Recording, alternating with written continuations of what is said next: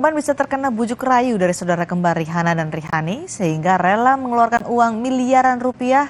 Kami telah bergabung bersama Vicky Fareza, salah satu korban penipuan kembar Rihanna dan Rihani. Mas Vicky, jadi gimana pertama mengenal dua pelaku ini? Oke, selamat malam Mbak Cindy. Ya. Saya cerita untuk awalnya, saya ini dapat informasi dari sahabatnya istri saya Mhm, bahwa ada teman kantornya ini jual handphone, iPhone, mhm. garansi resmi Indonesia dan BNIB ya, brand Oke. new gitu. Untuk harganya cenderung di bawah harga yang ada di pasar saat itu. Mhm. Nah ini menarik gitu ya bagi saya, sehingga saya coba deh beli gitu kan, lagi juga dari referensinya juga dari sahabatnya gitu kan. Berapa waktu itu harganya, Mas? Saat itu kita beli 12 Pro 128, Oke. itu harga di pasar 17 juta. Mhm. Saya dapat harga 15.500.000 saat itu. Oke. Uh, Lalu? untuk ya halo. Lalu?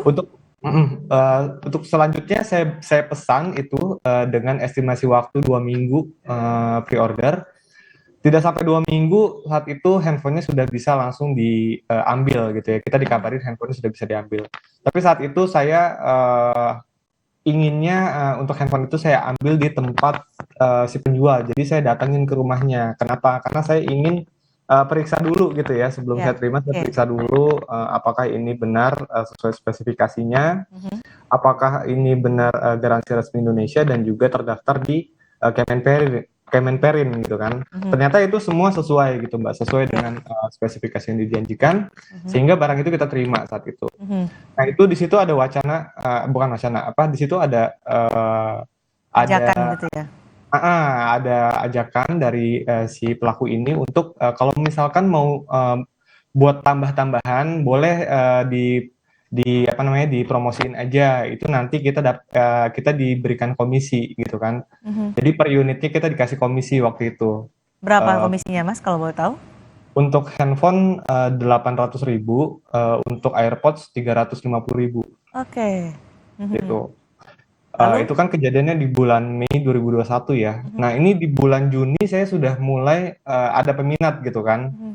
Sudah mulai ada peminat, saya pesan kepada si kembar ini. Dan itu terus berjalan Mbak sampai dengan bulan Oktober 2021 Baik, gitu. maaf saya potong dulu. Bulan Mei untuk pembelian pribadi 1 unit lancar. Kemudian ada ajakan untuk menjual dengan komisi iPhone dan AirPod sampai di bulan Juni itu juga lancar. Iya di bulan Juni lancar. Jadi bulan Juni Oke. kita order itu dikirim. Sampai Oktober lancar terus ya, sampai Oktober 2021. Betul, itu lancar. Kemudian, Terus berjalan November 2021, November, Desember, Januari 2022 sampai dengan Maret 2022 itu masih terus saya pesan gitu ya. ya. Karena memang pengirimannya masih berjalan gitu kan.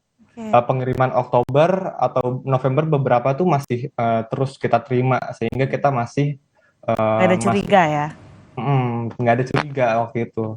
Sampai dengan bulan Maret itu masih masuk. Tapi memang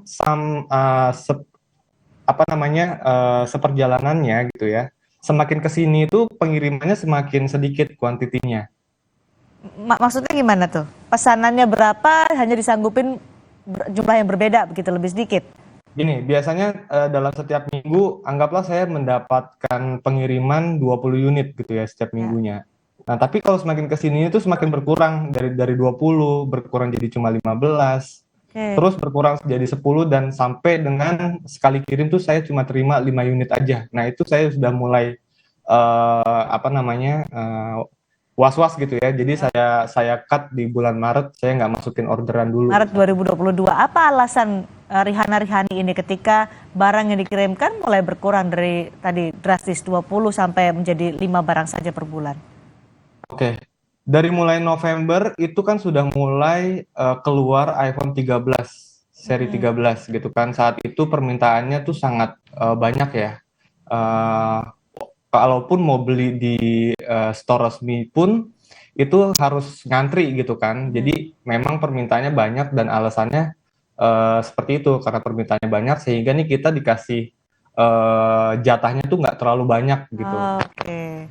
Alasannya Alasannya karena dia sih demand-nya gitu. banyak ya. Demand-nya banyak. Oke, itu tahun 2022 di bulan Maret ya. Mas, Betul. Mas Vicky tahu nggak sebenarnya mereka bisa mendapatkan iPhone itu dari mana sampai bisa mendapatkan harga yang berbeda sampai 2,5 juta rupiah dibandingkan di gerai resmi?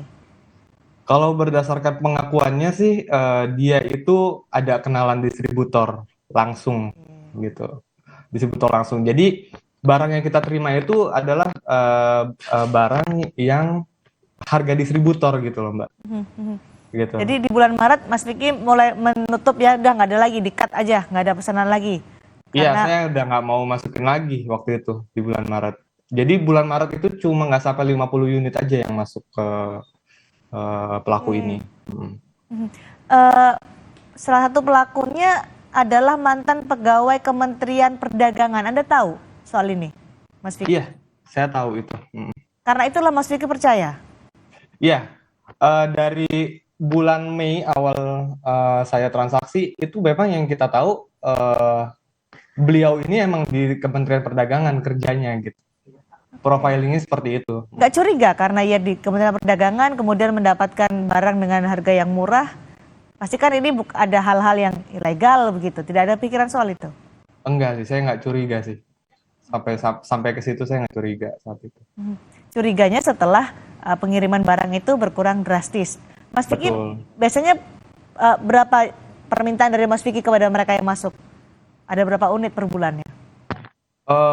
Dari catatan saya dari Juni sampai Oktober yang udah clear gitu ya, itu sekitar 600 unit. 600 unit dari Rihana-Rihani ini. Mas Vicky mempropos atau mengajukan gitu ya 600 unit ya. 600 unit. Oke. Yang November sampai dengan Maret ini yang macet gitu ya. Ini hanya 435 unit. Oke. Jadi kerugian total yang diderita Mas Vicky berapa nih Mas dari penjualan iPhone ini? Dari 435 unit itu 5,8 miliar. 5,8 miliar rupiah. Ya. Oke, Mas Vicky upaya apa aja yang sudah ditempuh supaya uang Mas Vicky kembali? Karena kan tadi salah satu dari mereka juga rekan kerja istri Anda. Bukan rekan kerja istri ya. Satu kantor ya? Rekan kerja dari sahabatnya istri saya. Oh, rekan kerja sahabat. Oke, jadi upaya apa sudah ditempuh Mas Vicky ini? Oke, jadi semenjak kejadian Maret itu, April kita para korban ini bersepakat bahwa ini akan di-refund gitu kan. Janji dari kedua pelaku ini. Ya. Dan mereka menjanjikan maksimal di 30 Mei. Dan ternyata di 30 Mei itu tidak ada penyelesaian juga. Saat itu saya langsung menempuh upaya-upaya tegas. Kita langsung melaporkan di Polres Tangsel pada tanggal 10 Juni 2022. Itu. Sudah pernah mencari tempat tinggal mereka karena kan ini ada kenal lah dengan salah satu dari pelaku ini. Semenjak bulan Juni 2022 itu sudah tidak ada. Jadi rumahnya itu udah kosong. Oke. Sejak bulan Juni. Kita selalu sering gitu ya, kita samperin ke sana, orangnya udah nggak ada gitu. Di telepon apalagi ya, nggak bisa dihubungi sama sekali.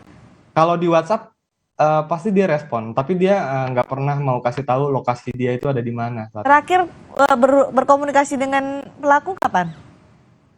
Terakhir itu kurang lebih di akhir Mei kemarin ya, mungkin minggu lalu.